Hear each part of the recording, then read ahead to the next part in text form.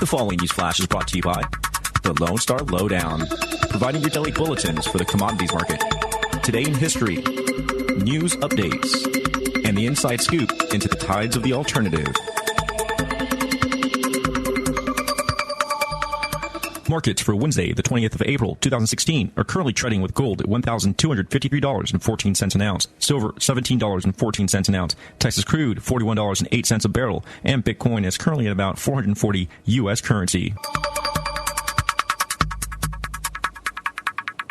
Today in history, the year 1999. The Columbine High School shootings take place in Colorado. 13 people were killed, with 24 being injured. The Columbine shootings took place today in history. In recent news, Treasury Secretary Jack Lew is expected to announce later today that Harriet Tubman, the African-American abolitionist most famous for her role in helping slaves escape through the Underground Railroad, will soon be the new face on the $20 bill, with the U.S. founding father Alexander Hamilton remaining on the $10 paper note. The new $10 bill is set to be unveiled in 2020. The timing for the production of the new Harriet Tubman $20 bill, however, is yet to be announced.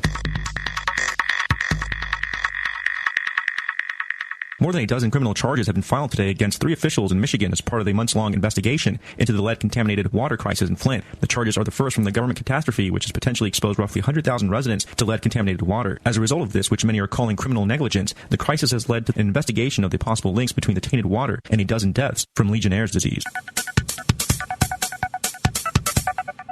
In 2015, local, state, and federal authorities through the Drug Enforcement Administration's controversial cannabis eradication program uprooted roughly 4.1 million cultivated marijuana plants in all 50 states, as compared to the 4.3 million plants in 2014. While federal spending on the program has remained roughly the same at $18 million in the last few years, it tallies out to roughly $4.42 per plant. This DEA's program provides funding to 128 state and local law enforcement agencies to search for, seize, and destroy marijuana being grown across the country. Much of the money for the program comes from the Justice Department's highly controversial and constitutionally questionable asset forfeiture fund. However, at least 2 states have declined to accept federal eradication funds last year, Alaska and Colorado, where marijuana is now legal. 4 states, including even the District of Columbia, have legalized marijuana for adult use, with several other states hoping to follow smoke this year. With an ever-growing opposition from researchers, lawmakers, doctors, and the general public calling on the federal government to change course on marijuana policy and save us all some money. This is Rick Brody with your lowdown for 4/20/2016.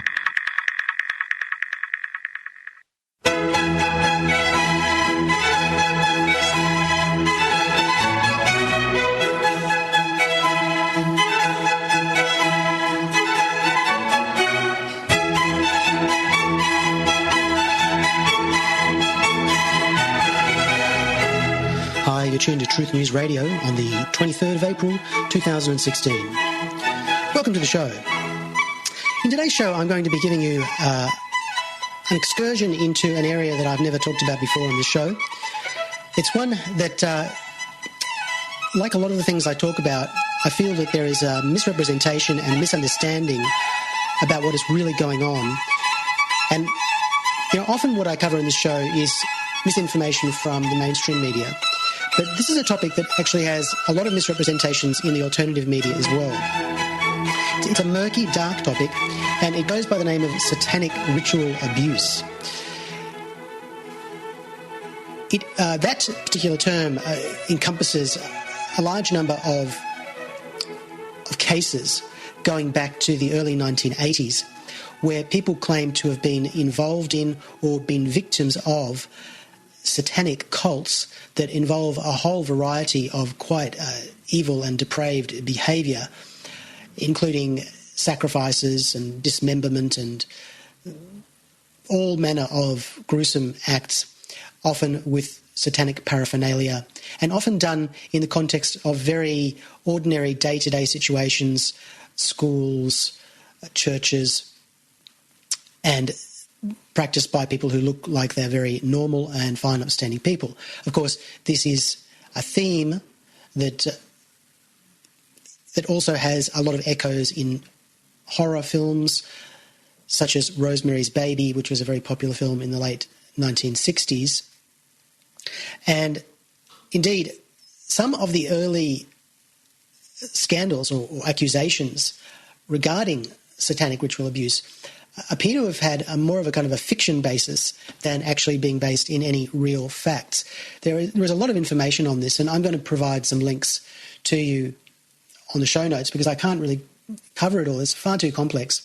But there's one particularly good documentary made by an alternative researcher, Keelan Balderson, in the UK, and I'll provide you a link to that because he actually goes through the history of some of these very, very dubious accusations that led into major scandals and, in many cases, criminal prosecutions in the 1980s and 90s, and which at their root really had people who were not genuine, people who were marketing the satanic ritual abuse theme via books and making money out of it, but which led to what they call a moral panic, which is a kind of a situation where people become very, very obsessed and absorbed with the belief that there is a terrible threat. And they see that threat everywhere. It's a bit like the anti-communism sort of witch hunts of the 1950s, or indeed the Salem witch hunts of the 17th century, which is the origin of the use of that word, witch hunt. The witch hunts that took place in relation to satanic ritual abuse were quite serious indeed for those who were charged. Many individuals were charged. Some people went to jail. But in the end, none of these cases were substantiated, and most of the convictions, I think, were overturned, and people were set free after being in prison for many years in some cases. And since then, a body of literature has developed out of the analysis of this from a psychological perspective, and people who analyse this have come up with terms such as false memory syndrome to describe the psychological process by which memories can actually become implanted in people, memories of things that didn't actually exist. And I'm going to be playing to you one audio clip today from Elizabeth Loftus, who is a psychologist who pioneered some of the research into this. And her research definitely proves that false memories can exist. And I think it's important, you've got to go back to the sources. You've got to look at the research that was done.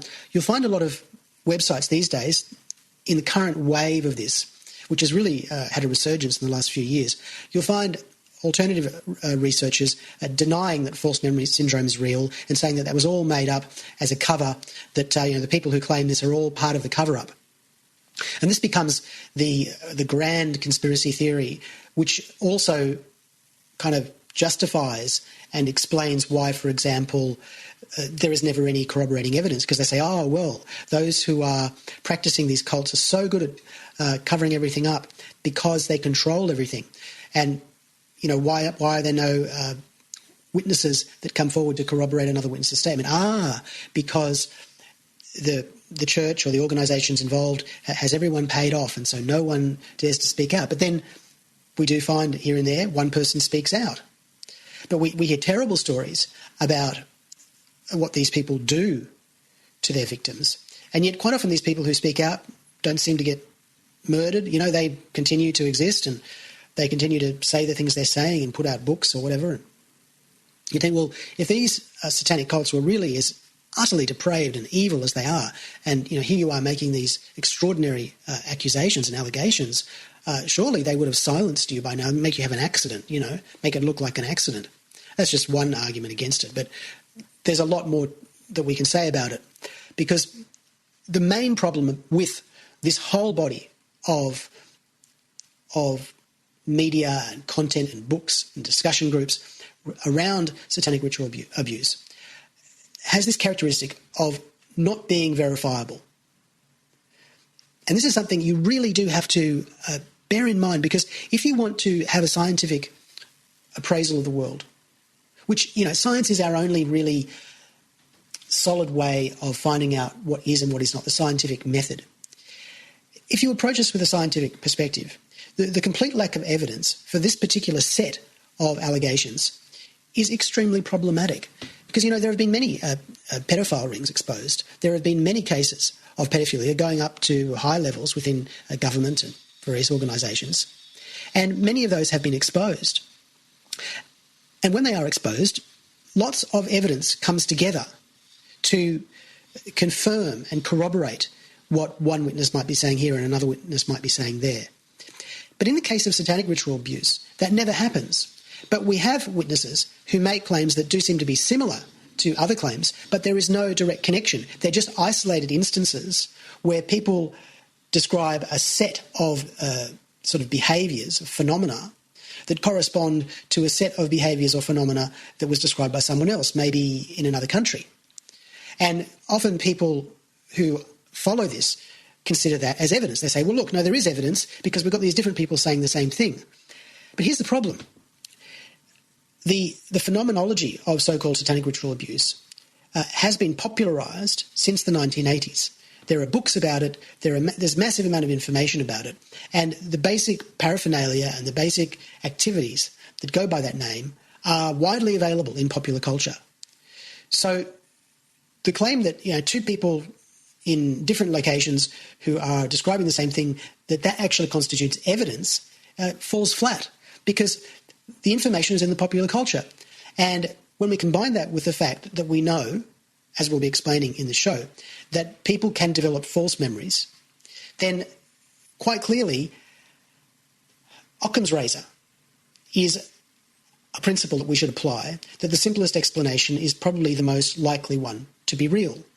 And in the absence of evidence, and when the claims are as extraordinary and improbable as many of these satanic ritual abuse allegations are, and look, I'm not going to go into too much of the detail of this today, because a lot of them, and some of the stuff that's appeared in Australia recently, is extremely controversial and highly inflammatory and defamatory, and I don't want to be in the role of repeating defamatory allegations.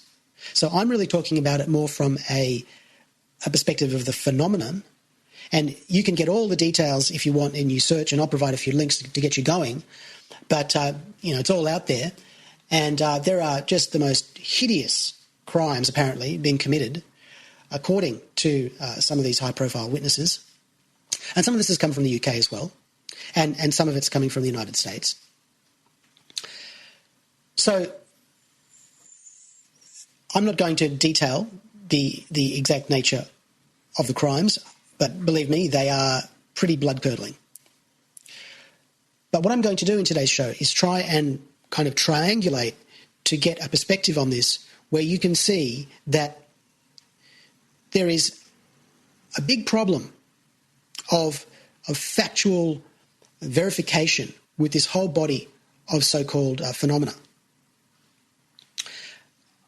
And I'm going to propose to you several different ways in which, or mechanisms by which, people end up promoting false narratives. There's a couple of different angles on this, and I'm going to provide some videos that explain some of that. The most widely known and understood aspect of this is what they call recovered memory therapy. And recovered memory therapy basically does involve people who have some sort of psychological trauma or some sort of psychological problem that then gets revealed to be as the result of a trauma through therapy. And during the course of that therapy, they remember things, and they might be remembering things that happened decades ago when they were small children. And this becomes the basis of many of the allegations of satanic ritual abuse.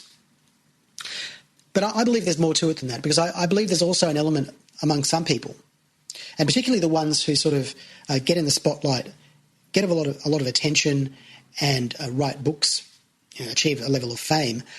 I think there's more of a personality disorder involved in some of those who actually promote this material to that extent.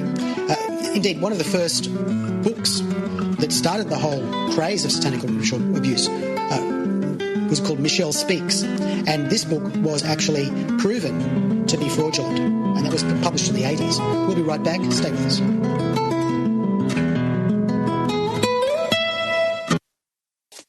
Men and women of Earth, may I have your attention? This is Hereward Fenton, host of Truth News Radio Australia. You're invited to join the info war as we work to restore truth in media and challenge the dark forces which now dominate mainstream news. I'm calling on you, valued listener, to use your hard-earned dollars to help us smash the globalist empire. Visit truthnews.com.au and subscribe today.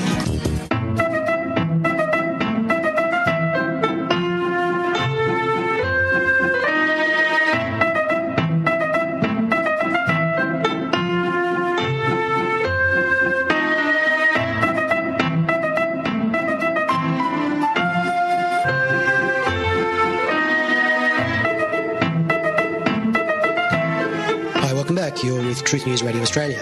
And I'm talking about this vexed topic of satanic ritual abuse today.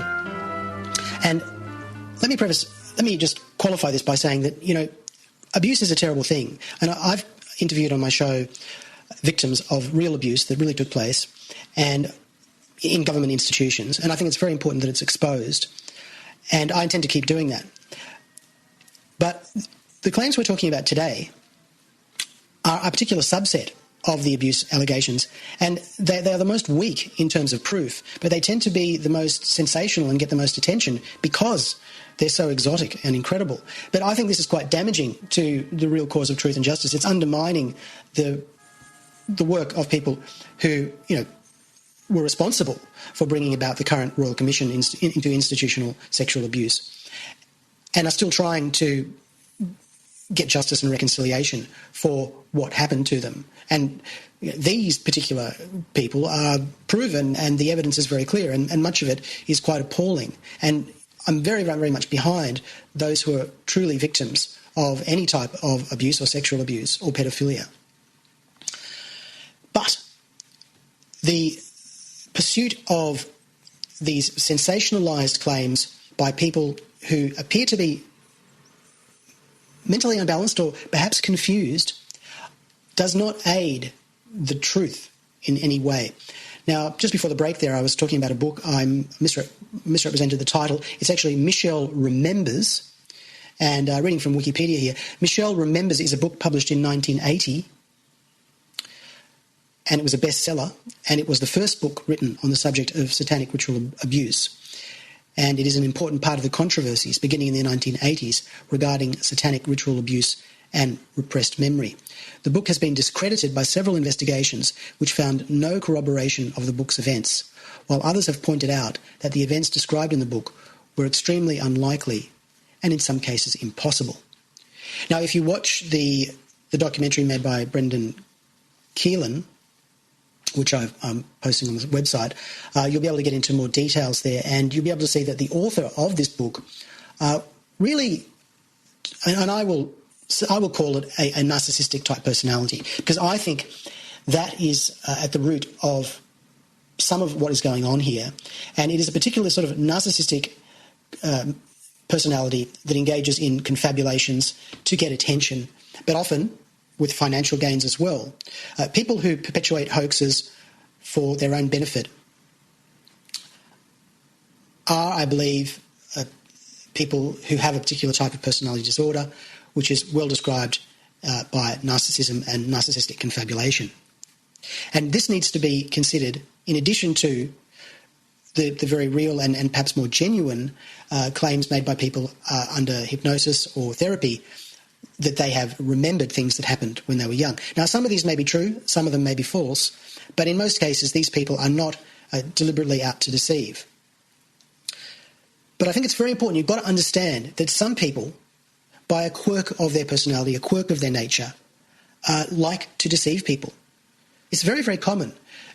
Pathological liars are everywhere throughout our society, and they often end up being scammers, con artists, religious cult leaders, or they often end up writing controversial books that make claims that are not real, which gets them a lot of attention. And I want to now play to you a video by the infamous internet personality Sam Vakunin, who is himself described as a narcissist and a psychopath, and has been sort of analysed and diagnosed as such. But he has a website where he gives you his insights into this particular type of personality disorder. And the video I'm going to play to you is specifically about narcissistic confabulation, and it's very, very interesting. So we'll play that, and I'll return with some more comments after this. My name is Sam Vakunin, and I'm the author of Malignant Self-Love, Narcissism Revisited. We all indulge in confabulating from time to time.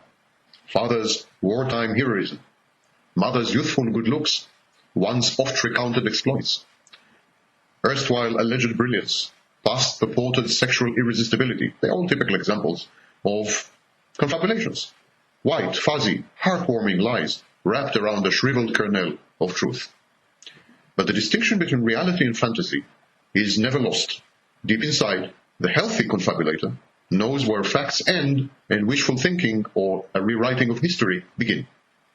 Father acknowledges he was not really a war hero, though he did his share of fighting. Mother understands she was no ravishing beauty, though she may have been attractive. The confabulator realizes that his recounted exploits are overblown, his brilliance exaggerated, and his sexual irresistibility only a myth. Such distinctions never rise to the surface because everyone, the confabulator and his audience, have a common interest to maintain the confabulation. To challenge the integrity of the confabulator or the veracity of his confabulations is to threaten the very fabric of family or society. Human intercourse is built around such entertaining deviations from the truth. But this is where the narcissist differs from others, from normal people. The narcissist's very self is a piece of fiction, concocted to fend off hurt and pain and to nurture the narcissist's grandiosity. The narcissist fails in his reality test. He is unable to distinguish the actual from the imagined, the real from the fantasized.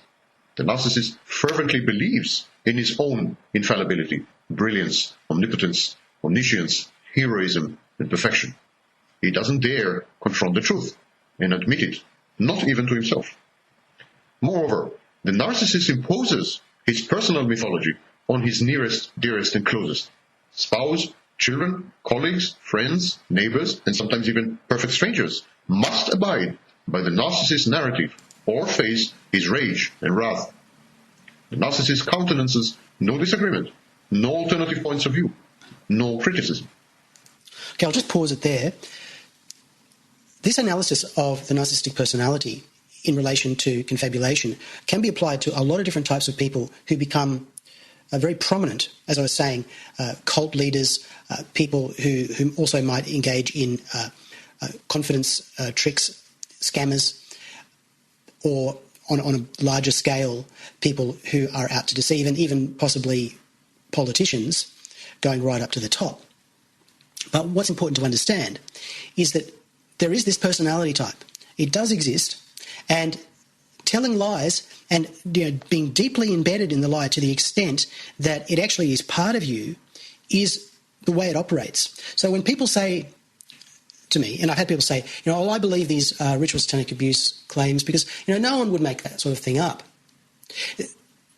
Watch the whole of the Sam Vaknin video, and I'll put the link on there because he goes into this in more detail. But indeed, people do make these things up. Maybe you don't.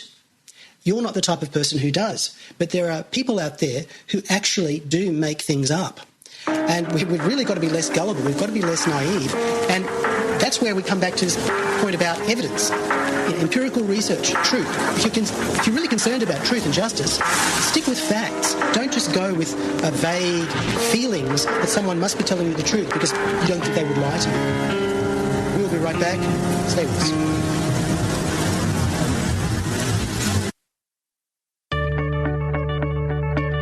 The majority of businesses in the U.S. are family-owned. We're not just talking mom-and-pop stores, but companies at the very top of the corporate ladder. I'm Dr. Catherine Albrecht, back with the top family businesses next. Privacy is under attack. When you give up data about yourself, you'll never get it back again. And once your privacy is gone, you'll find your freedoms will start to vanish too. So protect your rights, say no to surveillance, and keep your information to yourself. Privacy, it's worth hanging on to. This message is brought to you by StartPage.com, the private search engine alternative to Google, Yahoo, and Bing. Start over with StartPage. When it comes to business, blood and money really do mix. A whopping 8 out of 10 American businesses are family-owned. They contribute nearly 60% of the nation's economy and employ nearly 2/3 of the U.S. workforce. Many of the firms in the S&P 500 are family-controlled, and they're doing great. They're more stable, and they inspire more commitment and trust in their employees. The biggest family-owned business is, surprise, Walmart. Next comes Ford, Cargill, Koch Industries, Carlson Companies, Comcast, and News Corp. Rounding out the top 10 is the sweetest of them all, Mars. M&M's, anyone? I'm Dr. Catherine Albrecht for StartPage.com, the world's most private search engine.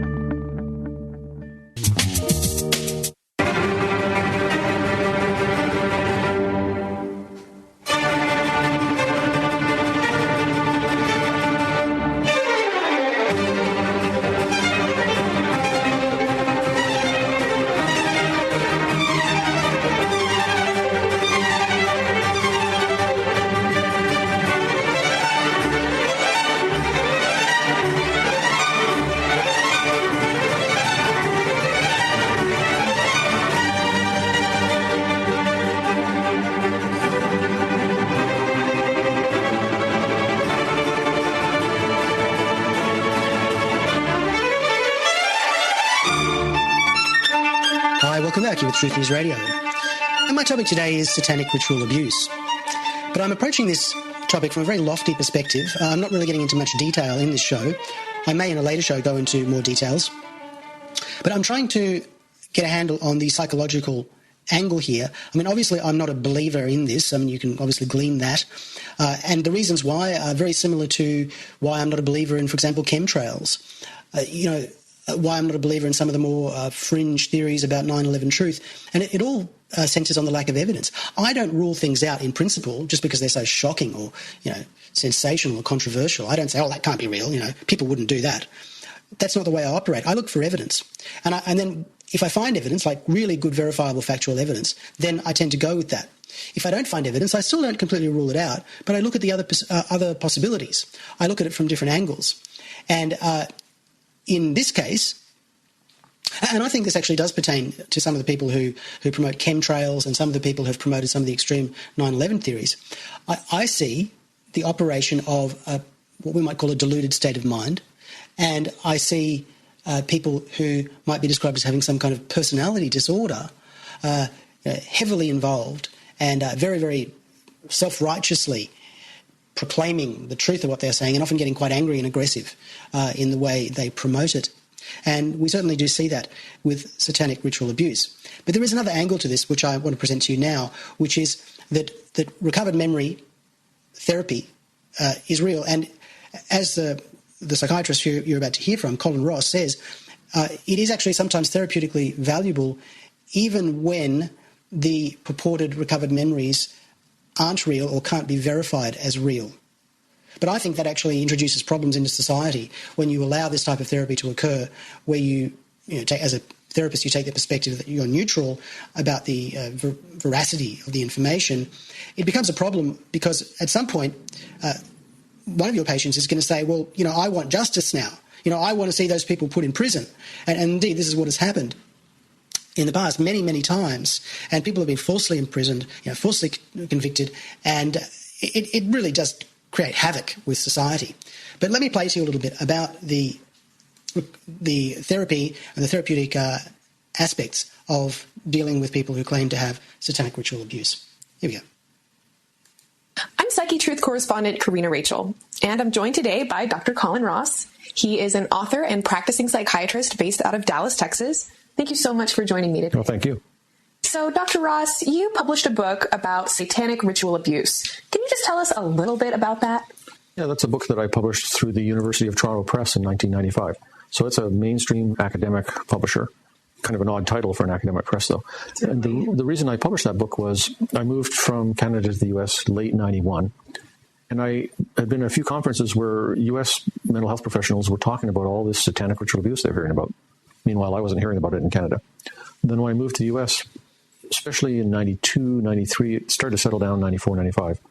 A large number of people coming to my inpatient treatment program were describing growing up in satanic cults, where it was their dad was usually the high priest. They were taken to many, many ceremonies where there's pentagrams and altars and goblets and chanting and all the paraphernalia you'd expect, ritualized sex and sacrifice of babies and children. Mm-hmm. So there's many, many, many people in the early to mid-90s describing these kind of backgrounds. So I thought, well, now what? Because, of course, there's no academic literature about it. Nobody's ever published a treatment series. Nobody's ever investigated it to see how much of it is real. There's no training on it. There's no standards. Mm-hmm. So the basic gist of the book is, okay, you're a mental health professional. You don't have the ability or the resources or the social obligation to go out and try and investigate something that either did or didn't happen 30 years ago and prove that it did or didn't happen. Right. You got to try and help this person who's suicidal, depressed, has multiple personalities. So the basic idea of the book is, here's a way to approach a treatment where you don't have to decide if the memories are all real, not real at all, or some mix in between. And that was the basic theme of the book. Right, because certainly it's going to be very difficult to verify whether or not something happened that long ago. So can you talk a little bit more about what your findings were once you started looking into it? Well, I looked into it in the sense of there's only a very small number of books to read, some of them by Christian fundamentalists who are very invested in the war on Satan and what all the Satanists are doing in America. one FBI report, a couple of other reports that are a little bit more objective and professional, but there really wasn't much literature at all. Mm-hmm. And the more I listened to people's stories, talked to them, listened to people's stories, maybe the therapist would make a couple of phone calls to try and investigate a little bit.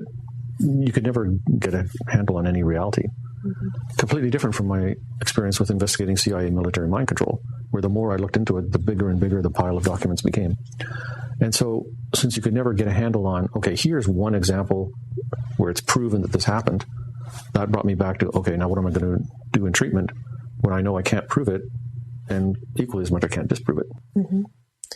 So, what would be your estimate of how common something like that would be, or how many people are affected just based on your personal experience? My estimate, and I'm being totally serious, my estimate is I have no idea. Okay. And I don't think anybody on the planet really knows for a fact. People have all kinds of attitudes. So there's people at one end of the spectrum thought, oh, yeah, there's tons of it going on. In the early 90s, one guy said 50,000 babies are being killed by Satanists in America every year, which is obviously absurd. The other extreme is we know for sure zero of it's going on. But nobody actually, in fact, knows for sure zero is going on. And if you just think for a second, look at all the witches that were killed by the Catholic Inquisition. Look at all the things that the Nazi Holocaust did. Look at all kinds of barbarities around the world throughout human history. There's nothing that is being described that's out of the norm for the horrible murder, mayhem, and torture that human beings perpetrate each other. The costumes are a little unusual, but that's it. So it's not unbelievable that people could be doing things like that. And if you think of the fact that child pornography is a multi-billion-dollar industry in the United States, what are the odds that zero pedophiles have ever gotten organized and decided to have a group sex scene where there was kind of satanic costumes, and that 30 years later somebody says I was involved in satanic ritual abuse? Mm-hmm. I mean, so it doesn't seem totally unbelievable to me at all. Okay, well, I'll just leave it there. That interview is quite interesting and gets into a lot more detail. His perspective, I think, is very reasonable. Obviously, he doesn't really have a great belief in the validity of most of the claims that are made in therapy, although, as he says, some elements of it may be true, and I would agree with that. But if you watch the full interview, you'll see he goes into a lot more detail describing how it is beneficial and therapeutic to the patient, the individual with a psychological problem, to relive these memories regardless of whether they were real or not. Now, in the next video clip I want to play for you, we actually get into some of the very, very complex and very problematic aspects of what happens when people do have recovered memories or have memories basically implanted in them, which is something that it has been alleged occurs in the therapeutic situation, is that the therapist can actually implant memories. And the next video clip actually demonstrates some of that and demonstrates some of the real problems with it and why we should be very, very cautious and sceptical about such claims. We'll be right back after this break with Truth News Radio. Happens in terms of creating wars is a mind manipulation technique called problem reaction solution. And it works like this. First of all, you create the problem, but you get someone else to be blamed for it. You then report that problem through the media in the way you want it reported. You get the public to react to your problem by saying something must be done, this can't go on, what are they going to do about it? Hi, welcome back. You're with Truth News Radio. Talking about satanic ritual abuse today and talking about some of the psychological angles on it. And I'm now going to play to you a clip from a TED Talk by one of the most important researchers in the area of false memory. Her name is Elizabeth Loftus. And her lecture here gets into a lot of aspects of this and really highlights some of the problems from a legal perspective, from a perspective of how we manage society, when you start to understand that a lot of what people believe is a memory is actually not real. And her research is pretty conclusive, and she goes into some of it in detail, and there's a lot more of it that you can find easily on the internet. And to me, it's pretty convincing. You know, that what we believe in as memory is not as stable or solid as what we think it is. And this is particularly important for those who adhere to this strict belief in people who make extraordinary claims based on memories, sometimes memories going back to very early childhood. I believe such people who believe that implicitly are a little bit ignorant of the research and the facts. And, you know, if you read just too much of the stuff from alternative media, from sites like davidicke.com, you will probably just have a very, very warped perspective of what is true. But, you know, I get my information from some of those sources too. Not all of it's bad. It's just that you get a very, very biased point of view. And part of what I'm trying to do with Truth News Radio is to expose misinformation and disinformation and bias. And, you know, we have to apply that to the alternative media as much as we do to the mainstream media. So let me play to you now some of this clip from Elizabeth Loftus talking about the fiction of memory. A very interesting talk. Here we go. I'd like to tell you about a legal case that I worked on involving a man named Steve Titus. Titus was a restaurant manager. He was 31 years old. He lived in Seattle, Washington. He was engaged to Gretchen, about to be married. She was the love of his life. And one night, the couple went out for a romantic restaurant meal. They were on their way home, and they were pulled over by a police officer. You see, Titus's car sort of resembled a car that was driven earlier in the evening by a man who raped a female hitchhiker. And Titus kind of resembled that rapist. So the police took a picture of Titus. They put it in a photo lineup. They later showed it to the victim, and she pointed to Titus's photo. She said, "That one's the closest." The police and the prosecution proceeded with a trial, and when Steve Titus was put on trial for rape, the rape victim got on the stand and said, "I'm absolutely positive that's the man." And Titus was convicted. He proclaimed his innocence. His family screamed at the jury. His fiancée collapsed on the floor sobbing, and Titus is taken away to jail. So what would you do at this point? What would you do? Well, Titus lost complete faith in the legal system, and yet he got an idea. He called up the local newspaper. He got the interest of an investigative journalist, and that journalist actually found the real rapist. A man who ultimately confessed to this rape, a man who was thought to have committed 50 rapes in that area, and when this information was given to the judge set Titus free. And really, that's where this case should have ended. It should have been over. Titus should have thought of this as a horrible year, a year of accusation and trial, but over. It didn't end that way. Titus was so bitter. He'd lost his job. He couldn't get it back. He lost his fiancée. She couldn't put up with his persistent anger. He lost his entire savings, and so he decided to file a lawsuit against the police and others whom he felt were responsible for his suffering. And that's when I really started working on this case, trying to figure out how did that victim go from "that one's the closest" to "I'm absolutely positive that's the guy." Well, Titus was consumed with his civil case as he spent every waking moment thinking about it. And just days before he was to have his day in court, he woke up in the morning, doubled over in pain, and died of a stress-related heart attack. He was 35 years old. So I was asked to work on Titus's case because I'm a psychological scientist. I study memory. I've studied memory for decades. And if I meet somebody on an airplane, this happened on the way over to Scotland. If I meet somebody on an airplane and we ask each other, what do you do, and I say, I study memory, they usually want to tell me how they have trouble remembering names, or they've got a relative who's got Alzheimer's or some kind of memory problem. But I have to tell them, I don't study when people forget. I study the opposite, when they remember things that didn't happen or remember things that were different from the way they really were. I study false memories. Unhappily, Steve Titus is not the only person to be convicted based on somebody's false memory.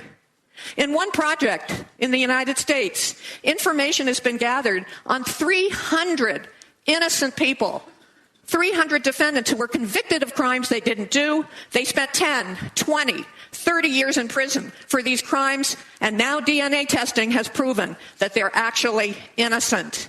And when those cases have been analyzed, 3/4 of them are due to faulty memory, faulty eyewitness memory. Well, why? Like the jurors who convicted those innocent people and the jurors who convicted Titus, many people believe that memory works like a recording device. You just record the information, then you call it up and play it back when you want to answer questions or identify images. But decades of work in psychology has shown that this just isn't true. Just pause it there. I just want to reflect on the point that she's making in regard to some claims that have been made in Australia recently that high-profile politicians, very well-known people, in some cases ex-prime ministers, were involved in horrific acts based on memories or identification of people going back several decades. And what Elizabeth Loftus here is saying is extremely important. Really, you do need to think about this, because the ability of the human brain to get it wrong is quite extreme. So, as she showed there in those statistics, and imagine trying to identify a face of someone that you saw when you were 6 years old, and that you never saw again except you've seen that person in the news or in the media, but your memory is telling you that you saw that person in a particular context when you were 6 years old. Consider how viable really is that. Anyway, let's continue. Our memories are constructive. They're reconstructive. Memory works a little bit more like a Wikipedia page. You can go in there and change it, but so can other people. I first started studying this constructive memory process in the 1970s. I did my experiments that involved showing people simulated crimes and accidents and asking them questions about what they remember. In one study, we showed people a simulated accident, and we asked people how fast were the cars going when they hit each other. And we asked other people how fast were the cars going when they smashed into each other. And if we asked the leading smash question, the witnesses told us the cars were going faster. And moreover, that leading smashed question caused people to be more likely to tell us that they saw broken glass in the accident scene when there wasn't any broken glass at all. In another study, we showed a simulated accident where a car went through an intersection with a stop sign, and if we asked a question that insinuated it was a yield sign, many witnesses told us they remember seeing a yield sign at the intersection, not a stop sign. And you might be thinking, well, these are filmed events. They're not particularly stressful. Would the same kind of mistakes be made with a really stressful event? In a study we published just a few months ago, we have an answer to this question. Because what was unusual about this study is we arranged for people to have a very stressful experience. The subjects in the study were members of the U.S. military who were undergoing a harrowing training exercise to teach them what it's going to be like for them if they are ever captured as prisoners of war. And as part of this training exercise, these soldiers are interrogated in an aggressive, hostile, physically abusive fashion for 30 minutes. And later on, they have to try to identify the person who conducted that interrogation. And when we feed them suggestive information that insinuates it's a different person, many of them misidentify their interrogator, often identifying someone who doesn't even remotely resemble the real interrogator. And that's where we'll have to leave it today. That talk is really excellent, and I suggest you watch the full thing. A lot of what she's saying there is very relevant to therapy and the way in which therapists can actually inject or implant false memories into subjects. And this is something she actually does discuss in relation to satanic ritual abuse allegations, which she was involved in researching. We may return to this subject in future shows, but I hope you found this little primer today of some value. I'll be back next week with Truth News Radio. See you then.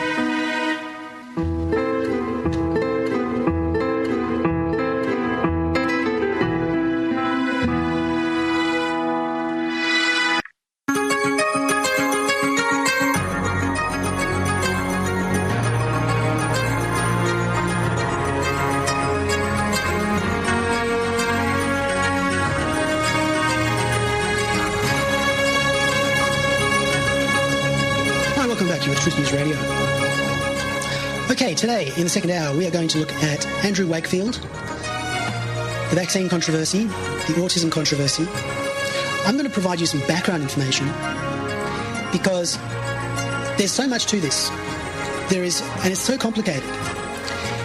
And if you don't understand some of the details, you will likely be influenced by mainstream media disinformation, which is very clever and sophisticated and twisted and sick, right? But it's real. And if you don't know the facts, you will not be able to mentally challenge it. And this is particularly important whenever you get into some kind of debate on this subject, because people will continually throw at you these furphies that have been created in the mainstream media, some of which are just most monstrous lies. And unless you've done a bit of research to verify what's true and what's not, you can come off looking like you lost the argument simply because you didn't know how to refute what someone said. Now, of course, last week, the film Vaxxed was scheduled to be held at the Tribeca Film Festival, to be presented by Robert De Niro, who has a child with autism, who, so we're told, thinks it's a very good film. Now, De Niro was under a lot of attack when he announced that the film was going to be shown, but he persisted right up until about 2 days before the start of the festival, and then suddenly he pulled it. And of course, the blogosphere of the medical fascist pro-vaccine lobbyists went berserk over this, and of course rejoiced when the film was removed. And now they're feeling incredibly powerful and that they've achieved what they wanted to achieve. And the average person is left just completely lost, completely confused, unable to figure out what's going on. But enough people will be influenced simply by the retraction of this film to think that there's something wrong or naughty or dirty about it. And then will be left to research that for themselves. And of course, most people don't have time. A lot of people can't be bothered. So even though the film will get shown and those who know, those who are interested will still be able to get all this information, reaching a wider public, it's going to be more limited again because of this. Now, the film was directed by Andrew Wakefield, and the film was produced by a man by the name of Del Bigtree, and I've got an interview that was done where he discusses that, and it's a really great interview, and he gets into his views on it and why he thinks it's so important and why he produced the film, and a great glowing praise for Andrew Wakefield in it. But of course, every time this is covered, every time you read a mainstream media article about this, Andrew Wakefield will be prefaced by the word disgraced, and you will see the words fraud over and over again, and you will see the words convicted, and all these terrible guilt-laden terms will be used to describe Andrew Wakefield. And people, these journalists will just simply say, he was proven a fraud, And it just seems like so matter of fact that you'd hardly believe that they could be making that up. And what I've come to realise is that most of these journalists aren't making it up. They just have never researched it properly. They're just completely unprofessional, completely incompetent, delinquent, recalcitrant. There's a few other adjectives. But they are terrible, terrible people. As Donald Trump said, they are disgusting people, right? Reckless in their lack of interest in truth and facts. So, negligent is another word which springs to mind. And a lot of what these journalists do, of course we know they're only minions, we know they're puppets, but what they do is criminal, really, in the truest sense of the word. I mean, I don't think they should be thrown into prison, because I don't think that'll achieve anything, but they really do need to be publicly shamed, publicly exposed, and they need to lose all their privileges. So let's get into it. Andrew Wakefield, this is what I want to focus on, because this is the backstory. Andrew Wakefield was a medical researcher who, up until he wrote the infamous article about MMR and vaccines, was a gastroenterologist. And he'd already published several papers showing a connection between measles and and bowel complaints. So he'd already drawn a connection between the measles virus and intestinal disorders. And he was approached by someone who wanted him to look into the connection between the MMR vaccine, which is the measles, mumps, rubella vaccine, and gastroenteritis, which was also tied with autism or autistic spectrum behaviours in a bunch of kids. And the families of these children had got together and actually had legal representation. And they all attested to the fact that their kids became very, very ill and developed these autistic signs after having received the vaccines. And so Andrew Wakefield, someone who looked into gastroenteritis and measles virus, thought, well, this could be an interesting connection because here these people had the MMR vaccine shortly before coming down with terrible gastroenteritis symptoms. And this is how it all began. Now, there are a lot of great interviews on YouTube where Andrew Wakefield talks about this, and I will actually play to you some clips from Andrew Wakefield talking. There's one in particular where he talks about the controversy and the accusations of fraud against him, which I think is the most important. But in everything I've gleaned and everything that Andrew Wakefield has said, it became clear that as soon as he started on this line of research, he started to get warning signs that he shouldn't go there.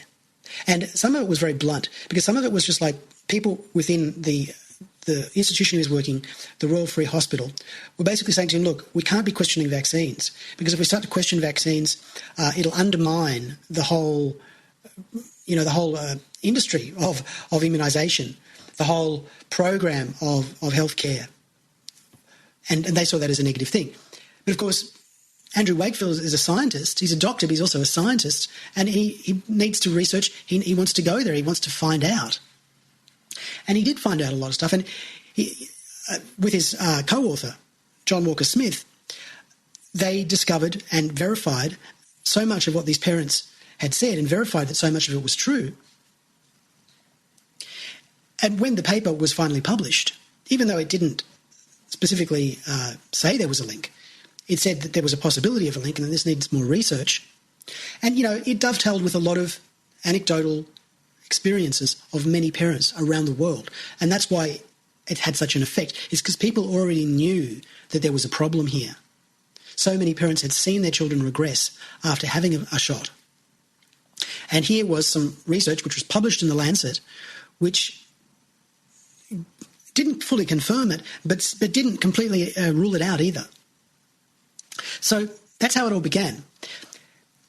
Now, what we know is that the pharmaceutical industry has deep connections with both government and media, and particularly the Murdoch empire, particularly the publications of the Murdoch empire like the Sunday Times. And it was the Sunday Times, and it was a Channel 4 documentary which began the attacks against Andrew Wakefield, and it was all led initially by one man by the name of Brian Deer. And this guy, right, this guy is not a scientist, he's not a doctor, he has no medical qualifications whatsoever. He's a journalist, right?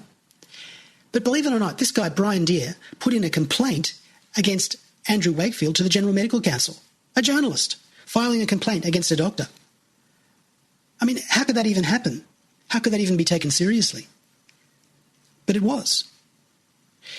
And largely as a result of this first piece that was done, this Sunday Times piece, and I'll just bring that up for you right now. Okay, I'm reading to you here from Wikipedia for brevity. The Sunday Times, in February 2004, reported that some of the parents of the 12 children in the Lancet study were recruited via a UK lawyer preparing a lawsuit against MMR manufacturers, and that the Royal Free Hospital had received £55,000 from the UK's Legal Aid Board to pay for the research. Previously, the board had cut off public funding for the litigation. against MMR manufacturers. Following an investigation of the Sunday Times allegations by the General Medical Council, Wakefield was charged with serious professional misconduct, including dishonesty. Now, bear in mind, this Wikipedia article is incredibly badly written, incredibly biased, and neglects massive amounts of information. And I don't have all the bits of information to bring together right now, but it says here that the Sunday Times reported that in addition to the money they gave the Royal Free Hospital, the lawyers responsible for the MMR lawsuit had paid Wakefield personally more than £400,000, which he had not previously disclosed. Now, my understanding is that that money also was not money that he took personally. It's not like he put it into his private bank account. That is not what happened. But we are going to break, and I will continue this when we come back from the break. You're with Truth News Radio Australia.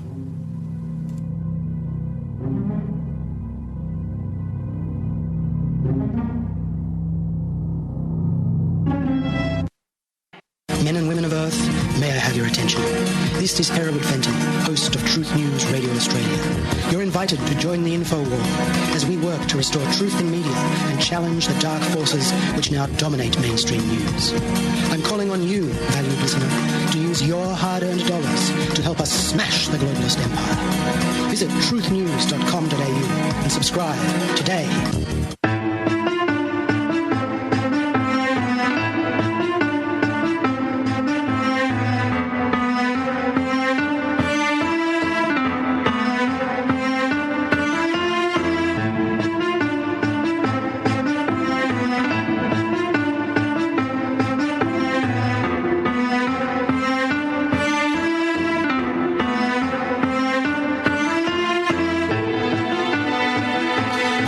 With Truth News, discussing Andrew Wakefield today, and I'm just trying to provide some background information about the scandal over the General Medical Council inquiry and allegations of fraud, allegations of misappropriation of money, various things like that, that provide the background for the ongoing ruthless journalistic attacks on the character of Dr. Andrew Wakefield. And I was just, before the break there, reading from the Wikipedia article where it talks about the initial piece that was in the Sunday Times, which was written by Brian Deer, where it said that he received £400,000. And I've got here a video. I can't play the video for you, but I've got some transcript of it. And this is Andrew Wakefield actually responding to these allegations. And a member of the audience asked Dr. Wakefield about the £400,000, which was revealed by Brian Deer, as if it were just money that he'd pocketed. Now, Wakefield states that all of the money was donated to an initiative to build a wing at the Royal Free for the care and investigation of bowel disease. Now, also, it states here that that money was paid over a 9-year period. So that's spread out. That's not that much money each year. Bear in mind, he's a specialist, a highly qualified person who would routinely make, if he's operating at the height of his power and ability within the industry, he would be pulling in several $100,000 a year. There would be no problem with that. And this is, I think, very important to understand. I mean, we're talking here about a medical specialist. Now, the claim that Brian Deer made that he was doing this for profit, it just doesn't add up. It really doesn't make any sense because, you know, if Dr. Wakefield had wanted to make a lot of money, this was not the way to do it. You know, the people who go down the path of following Big Pharma and taking their handouts and saying what Big Pharma wants them to say, doing research which has got the tick, you know, that's how you make your money. And you make massive amounts of it. That's why I'm saying, you know, he could have been making vastly more than that. $400,000 over a 9-year period, that's not that much. You know, that's not much more than like $40,000 a year. You know, and there's extra fees on top of his salary. But look, your average specialist is probably doing better than that if they're playing the game. Everything that Andrew Wakefield did not seem to correlate with him being on a self-aggrandising, narcissistic career path. because so much of what he did led to his being ostracised from the very people who would have guaranteed that he would make a lot of money. So let's just return to the narrative. And I'm just returning to the Wikipedia article here. One of the nice things about Wikipedia, even though it is full of disinformation, it does just provide a framework for looking at a narrative. And you just have to remember with Wikipedia that there are omissions that are very, very significant. And there are often statements in there, for example, the one about the £400,000, which have a lot more to it. And they haven't put that in the Wikipedia article. The fact that Andrew Wakefield says that was donated. Maybe Andrew Wakefield's lying. But either case, this has never been discussed. And Brian Deer's accusations simply went untested. There was a lawsuit, but unfortunately, there was a defamation suit, but unfortunately Andrew Wakefield was forced to withdraw the lawsuit because of a very complicated scenario, which I may be able to explain to you if we have time. So what happened? These allegations, these terrible allegations were made in the Sunday Times, and the General Medical Council launched an inquiry. And as a result of the furore over this, a number of the people involved in the study wrote a big retraction of any connection between vaccine and autism. Remember, behind the scenes, there had already been a lot of pressure. There had already been people leaning on anyone who was involved in this study to distance themselves from it. So a lot of people abandoned ship at this point. But Andrew Wakefield did not. He did not agree to changing his position or signing retractions or viewpoints or anything like that. And the next phase in the attack against him was through television on Channel 4, and this was led by reporter Brian Deer. And more allegations were raised about conflicts of interest, particularly about a patent that Andrew Wakefield had applied for, which had been based on some of his research, but it was a patent for a new vaccine. Now, of course, this is not uncommon in medical research, where medical researchers create patents. It's normal, and it's one of the main ways that people in this industry actually make money. But Brian Deer was operating to an agenda to smear, and he raised this as a way of alluding to a conflict of interest. Now, at this point, Andrew Wakefield filed a libel lawsuit against the Channel 4. And this became quite complicated because in the end he was forced to not proceed with the libel claim because there was a concurrent GMC investigation going, and he wanted to have a stay of proceedings until that was resolved. But the judge acted against him. Now, he may have received bad legal advice here. I don't know exactly how it all unfolded in detail. And unfortunately, the Wikipedia article here is so badly written and it is so biased that it is difficult for me to use this actually to give you any valid information. Other than what I can say is that a libel suit was raised and then retracted. Meanwhile, the GMC hearings took place and findings were made against him, which ended up in him losing his medical licence. Now, the specific charges against him are as follows. He was being paid to conduct the study by solicitors representing parents, so there's a conflict of interest issue there. He ordered investigations without the requisite paediatric qualifications, including colonoscopies, colon biopsies and lumbar punctures, without the approval of the ethics board and contrary to the children's clinical interests. He acted dishonestly and irresponsibly in failing to disclose how patients were recruited for the study. He conducted the study on a basis not approved by the hospital's ethics committee. He purchased blood samples for £5 each from children present at his son's birthday party. He showed callous disregard for any distress or pain the children might suffer. Now, all these charges against him were raised by Brian Deer initially in those smears against him. And some of the facts in it are true, but it paints this man as if he's some sort of monster, some sort of narcissistic egomaniac just trying to build his career and just, mutilating children to get to where he wants to be. And the truth is so far opposite from that, ladies and gentlemen, because he was regarded as a hero by every single parent of all his children regarded and still regards him as a hero for what he did, for championing their cause, for taking huge risks, and in the end sacrificing his career to help them. That's the fact. That's the truth. We're going to break. It's a really interesting story.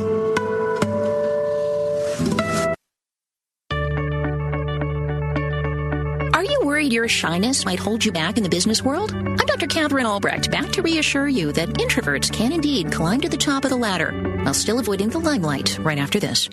Privacy is under attack. When you give up data about yourself, you'll never get it back again. And once your privacy is gone, you'll find your freedoms will start to vanish too. So protect your rights, say no to surveillance, and keep your information to yourself. Privacy, it's worth hanging on to. This message is brought to you by StartPage.com, the private search engine alternative to Google, Yahoo, and Bing. Start over with StartPage. Given the media prominence of guys like Larry Ellison and Richard Branson, it's easy to assume that all successful people are charismatic extroverts. But recent research has found that's not the case. In fact, introverts do better than extroverts by a ratio of 4-to-1 and more often leave positive legacies. That's because introverts focus on one goal at a time rather than scattering their energies. They value teamwork more than ego. They're not threatened by high-performing colleagues, and precisely because they're not in the limelight, they find it easier to admit their mistakes and change course when needed. So I guess the old saying is true. Still waters really do run deep. I'm Dr. Catherine Albrecht for StartPage.com, the world's most private search engine. About chemtrails.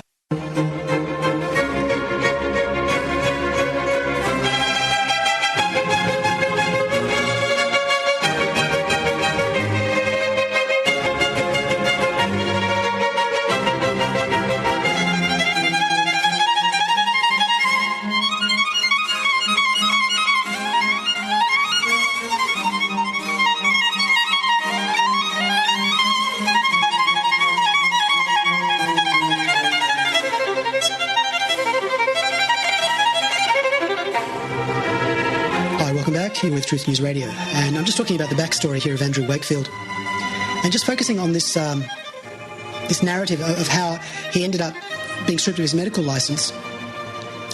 It's really important to understand here, again, the tremendous power of the media. This organ of control that Edward Bernays said is the true ruling power in our world. It is actually done through the media. The media manipulates the thinking processes of the ordinary person. And it manipulates juries, judges, panels of experts. Because remember, all of this stuff, all of these accusations, all of these smears against Andrew Wakefield happened at the beginning of his downfall. And there was no check on that. You know, there was no limitation to what Brian Deer could do. Now, of course, we know that the Murdoch family has massive investments in the pharmaceutical industry. We know that there are massive conflicts of interest there, but somehow that never gets it never gets to the point where that actually becomes the focus of our attention, because they control the media. They are the media. So Andrew Wakefield perhaps made some procedural mistakes. Maybe he didn't get the full permissions. He asserts that he did. He asserts that he did go to the ethics committee and he did do everything right, but he may have been a little bit arrogant. You know, it's quite common. And people who are doing something very important and trying to save lives often do get a bit arrogant. They get a bit frustrated with all of the red tape and all the people trying to get in their way. And he may have simply jumped over a few hurdles. You know, he took blood samples at a birthday party. He obviously was not following the particular, standards, the letter of the way things are normally done in medical research. It was an unusual situation. But notice in everything that's come up so far, and the findings that were made against him, there is no mention of fraud. There is nothing about fraud.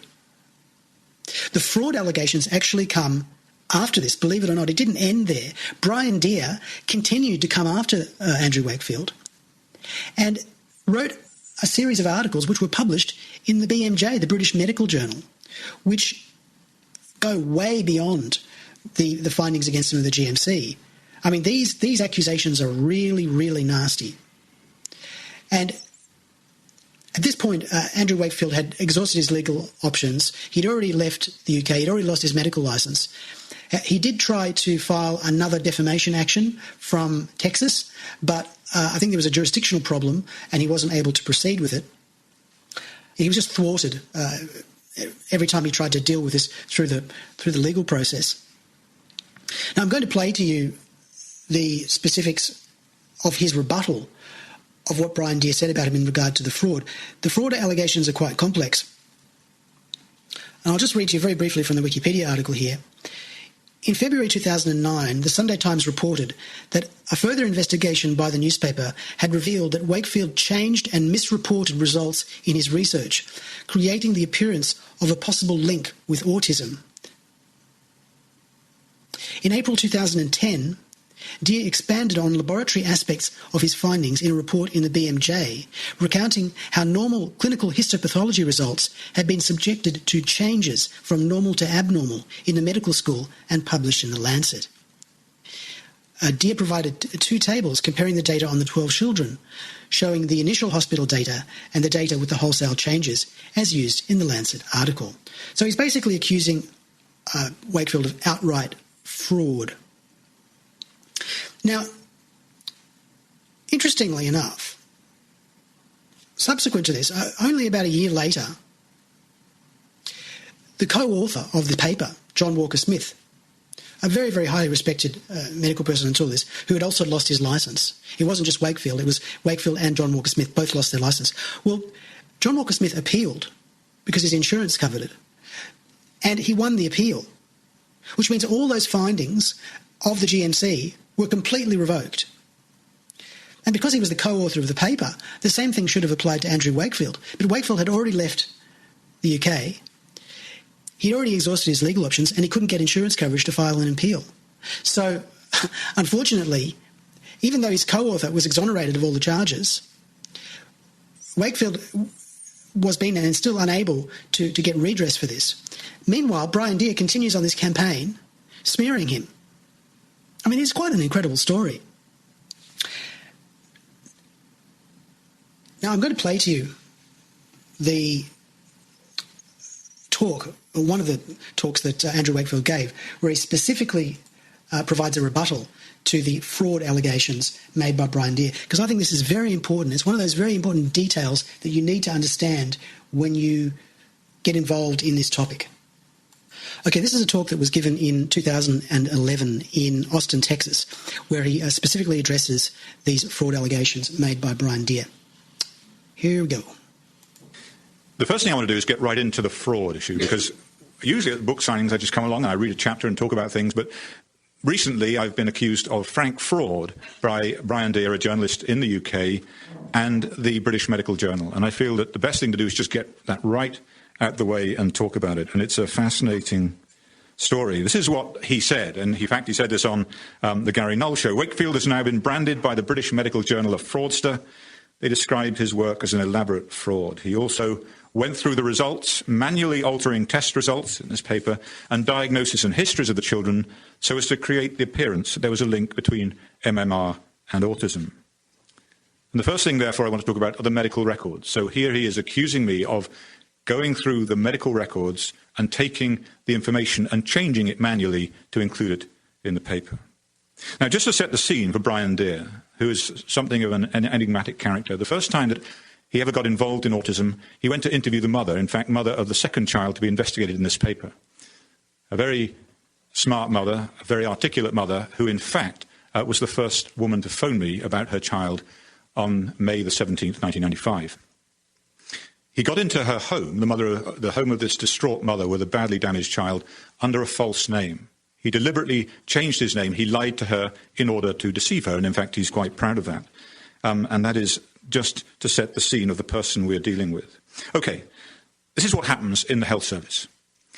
The GP, the general practitioner, refers a patient to the expert, to the specialist. In this case, Professor John Walker Smith. Now, John Walker Smith is the world's founding father of the subject of paediatric gastroenterology. He's now retired. He's had an unimpeachable career, and he spent the whole of his life dedicated to the care of sick children.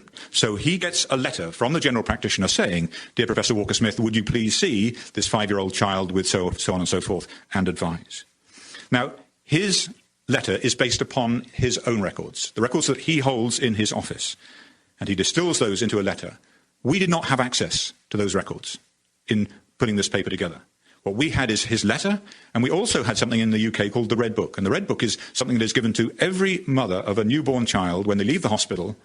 And in there they fill in the immunisations, the growth, the height, the weight of the child, their development. And in England, a senior nurse visits the home of every child on a regular basis to assess their development. So what you have is a prospective developmental record of the child, every child. So you know if there is an aberration, if there is a problem with their development, because you've got this expert assessing it. So we had the Red Book. We're just going to break. You're with Truth News Radio Australia. We've got one more segment coming up, and I'm talking today about Andrew Wakefield, providing some background information for you. We'll be right back.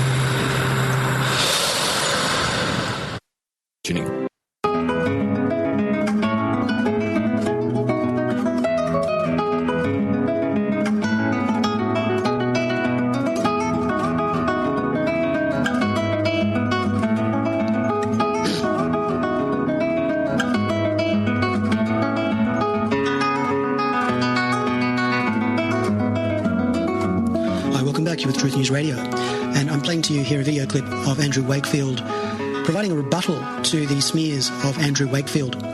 Very important to kind of hold this in your mind, because this is the substance which allows countless mainstream publications to say that that Andrew Wakefield was found to have committed fraud. But remember, he was only ever convicted, if you can use that term, by the General Medical Council of not following the Ethics Committee.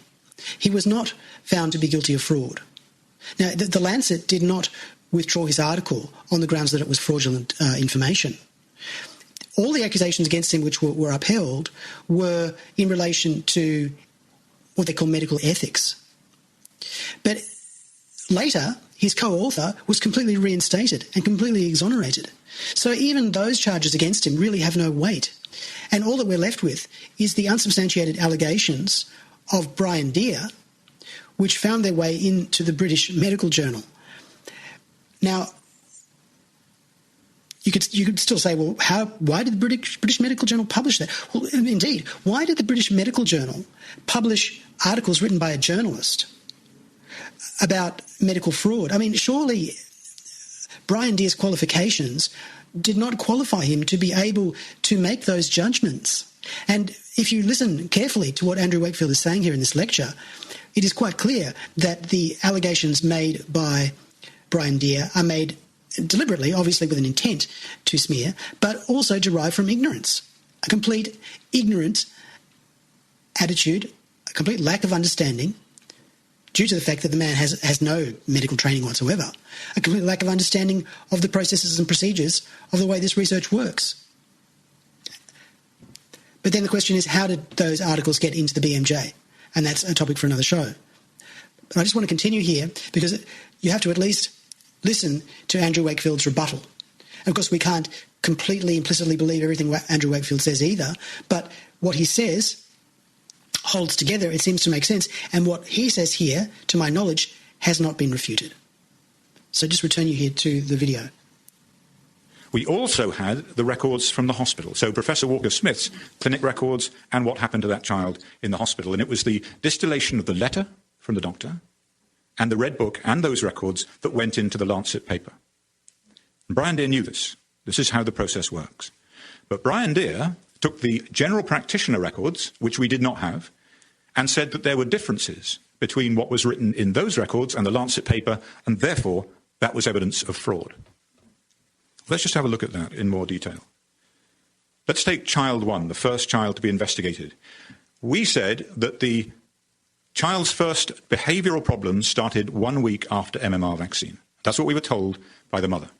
Brian Deer said that when he looked in the general practitioner's records, which he was able to obtain somehow, he saw that the child's mother had been concerned about his hearing 2 months before his MMR vaccine, and he said that that was the first sign of autism. Sometimes children with autism don't have hearing problems, but they sit there and you shout their name and they don't respond, and therefore the mother may be concerned that they have hearing problems. And so this is what he said was the first sign of autism. What we were told is that the first behavioural symptoms started with delirium for 3 days, 1 week after the MMR vaccine, and that is what we put into the Lancet paper. Now, some years later, when the General Medical Council struck us off, we had access to the general practitioner's records for the first time. And when I got those records, I went through them. And what it said in those records is mother concerned about hearing, discharge from left ear. What do you think that meant? An ear infection. I'm just going to pause it there. I just want to make this very clear to drive it home that what Andrew Wakefield is saying here is that Brian Deer completely misrepresented this information and seized on a hearing issue, which is known to be associated with autism, to push the idea that the child already was autistic before having the vaccine. Now, if what Andrew Wakefield is saying here is true, what Brian Deer did, just in that one instance, is just unfathomably evil.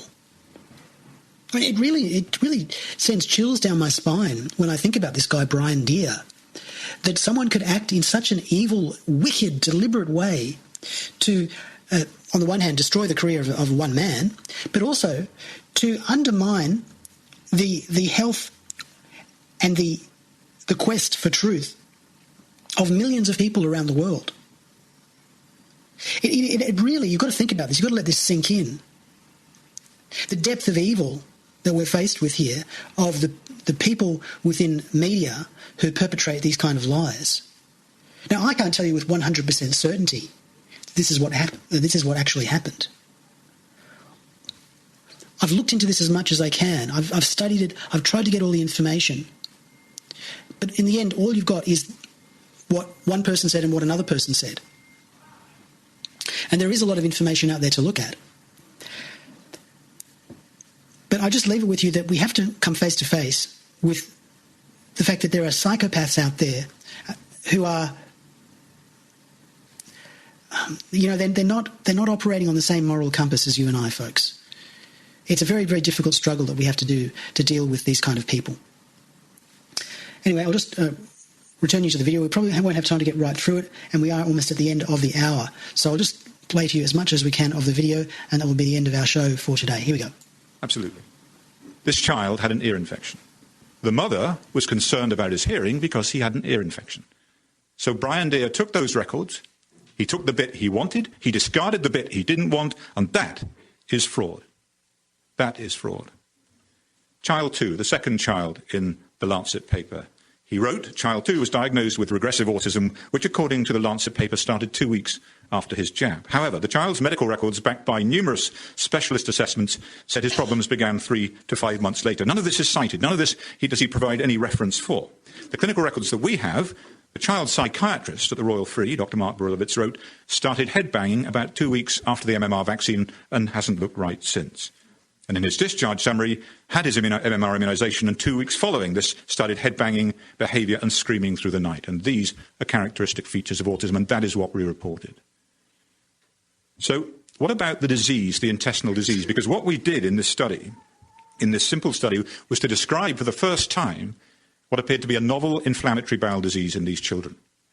Now, the parents had been going to the doctors saying, firstly, I'm worried about my child's development. They were absolutely fine. They had social skills. They were learning. They had words. They had language. And then they lost it after the vaccine. The doctor would say, no, they're just a boy. They're confused.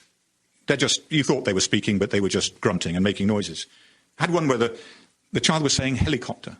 Helicopter is an extraordinarily complex word. A week after his MMR vaccine, he was saying copter. And a week after that, he was saying k. And a week after that, he said nothing, and he didn't speak again. So this is the kind of story that we heard. And the other thing is the parents would say, Doctor, my child's having terrible diarrhea. He's banging his head. I'm sure he's in pain. There's something wrong with his tummy. The doctor would say, no, he's autistic. He's bound to have these problems. You see, that made absolutely no sense to us at all as gastroenterologists. See, these children were sick until proven otherwise. And what we discovered is they have a bowel disease. But Brian Deer didn't think so. Now, let me explain to you what happens. In the health service, any child, anybody who has a biopsy of any part of their body, that biopsy goes from the operating theatre down to the routine pathology laboratory. And there, it is looked at under the microscope by the duty pathologist of that week, the guy who is on the rota that week. Now, that person may have an interest in brain disease or breast cancer, but they're not in inflammatory bowel disease in children. So you're getting a general impression of what's going on. He writes a report, and that goes into the records. Now, Professor Walker-Smith, throughout his career, has developed an unparalleled experience of bowel disease in children. So what he would do is meet on a weekly basis, and he did this for the entirety of his professional life. He would meet on a weekly basis with his team, and he would go through the biopsies in great detail. And he would bring his experience to bear on the diagnosis. And what he noted is that the pathologist, the routine pathologist, was missing disease in these children. And so not content with his own diagnosis, Professor Walker-Smith then went to the senior bowel pathologist in the hospital, Professor Dillon, and he asked him to blindly review the biopsies. What that means is that Dr. Dillon has all the biopsies in front of him. He does not know the diagnosis. He doesn't know the symptoms. He doesn't know the outcome. He knows nothing about the children.